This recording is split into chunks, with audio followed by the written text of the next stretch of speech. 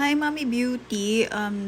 First of all, sorry to hear po or sorry about this. Pero sagutin po kita, Mami, ha?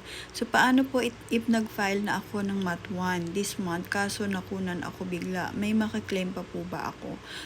Kailangan, Mami, mayroon kang hulog yung qualifying period na lalabas dito. So, let's say, pakita ko sa'yo, Mami, ha? By the way, sa mga gusto mag-self-compute, punta lang po kayo sa SSS Maternity Benefits Calculator.com.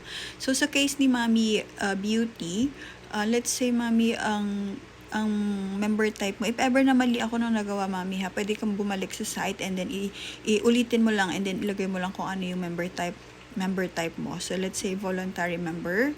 And sa maternity case mo, Mami, depende kung anong Mami, ha, kung anong type of miscarriage. So, nakalagay yan doon sa medical record mo. I-check mo na lang kung ano po yung nakalagay doon. Kung halimbawa, stillbirth or fetal death, ayan. So, ang lalabas dito, Mami, instead na EDD, ang lalabas po dito is kung kailan nangyari yung miscarriage. So, ilagay mo dito, Mami, let's say for example, June. So, yan, show qualifying period. So, lalabas dito, Mami, kung ano yung mga months na dapat may hulog ka. So, kung may hulog ka dito at least 3 months, posted contribution, ilagay mo lang dito yung mga contribution amount and then i-click mo lang to, Mami. Yan, calculate maternity benefits.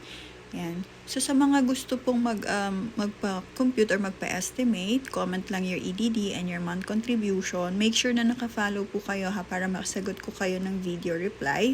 And if in case na you need extra fund, I have a referral link po dito. Pag clinic mo yan, madadirect kayo kay Union Bank credit card.